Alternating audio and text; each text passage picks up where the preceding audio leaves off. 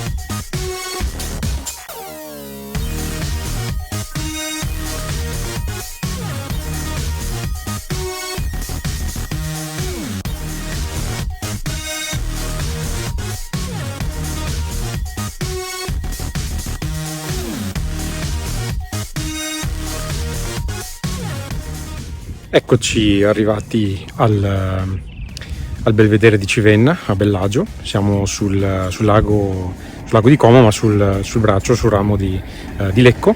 E adesso, dopo aver fatto un po' di lungolago, molto trafficato, molto urbanizzato, quindi non particolarmente divertente, anche se i tratti di strada carini ci sono, ve li mostrerò eventualmente in un video.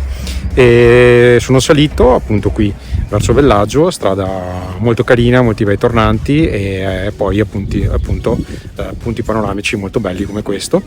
Adesso riparto, scendo verso Como e faccio tutto il versante occidentale del lago di Como. A dopo.